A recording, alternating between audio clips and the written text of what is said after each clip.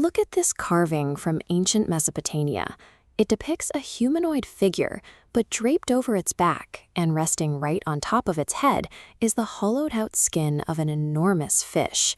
If you search for these images online, you'll see claims that they represent ancient astronauts or interdimensional travelers. Their appearance is so striking that it's easy to understand why these theories have gained such a massive following. The Mesopotamians were masters of engineering, math, and law, building the first complex cities on Earth. Yet they claimed they did not invent these systems through their own ingenuity. Their records describe 7 beings who emerged from the sea at the dawn of history to teach humanity how to live. While they are often shown as fishmen, other carvings depict them with wings and the heads of birds. The Akkadians called these figures the Apkallu, which translates to wise ones or sages. They functioned as intermediaries, bringing knowledge from the divine world down to the human one. Curious. Taking these fish cloaks and bird masks as literal biological descriptions misses the actual point of the art.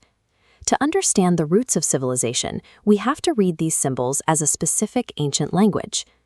This diagram shows the Mesopotamian universe, which included a subterranean freshwater ocean called the Apsu. They believed these deep waters were the source of all life and hidden knowledge. The Apsu was the home of the god Ea, the deity associated with wisdom and creation. The fish suit was a symbolic uniform. By wearing it, the Apkallu visually signaled that their authority and intellect came directly from Ea's watery domain. A priest named Berosus recorded an account of one of these beings, Awanis, who had the body of a fish but a human form hidden beneath. He supposedly emerged from the water every morning to teach and returned to the depths each night. In many scenes, the Apkallu carry a bucket and a cone.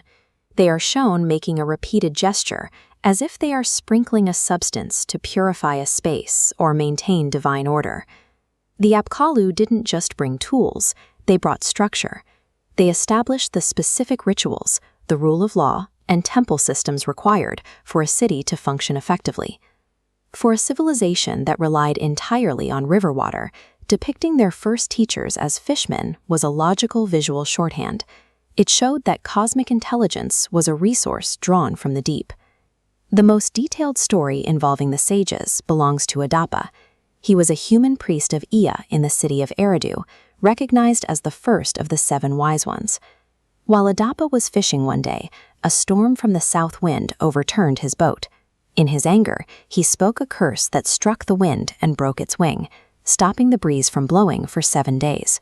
This act disrupted the balance of nature, and Adapa was summoned to the sky god Anu's celestial court to answer for his actions. Before he left, the god Ea gave Adapa a stern warning. When you are in heaven, they will offer you food and drink. Do not take them. It will be the food of death. When Adapa stood before Anu, the god was impressed by his wisdom. Instead of death, Anu offered him the bread of life, which would grant him immortality. But Adapa obeyed Ea's earlier warning and refused it. Because of that refusal, Adapa lost his chance to live forever. He kept his divine wisdom, but remained mortal, an explanation for why humans can understand the world but cannot stay in it. The archaeological record at Eridu shows that cities grew gradually over thousands of years. Writing and agriculture were developed in stages, not handed over all at once. The myth of Adapa served to explain the basic human condition. We are intelligent enough to build a world, but too fragile to escape our own mortality. This timeline from the Sumerian Peen list shows a sharp dividing line at the Great Flood. Before the flood, kings ruled for tens of thousands of years alongside divine sages. Afterward, those reigns shortened to human lengths.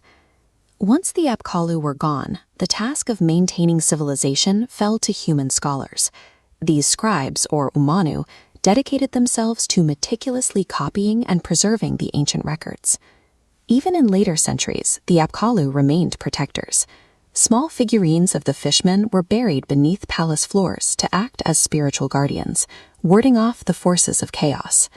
Claiming these figures were visitors from another world ignores the Mesopotamians' own understanding of their history. They saw their society as a fragile achievement that required constant care. Maintaining miles of irrigation canals and timing a harvest to the stars were systems so vital that if they failed, the entire city starved.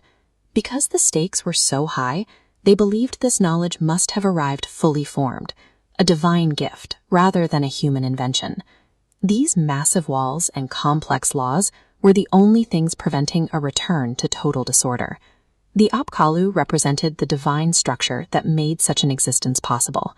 These figures represent the earliest recorded realization of the miracle of organized society, a mythic acknowledgement that the order humans build is a sacred gift that must be protected with vigilance.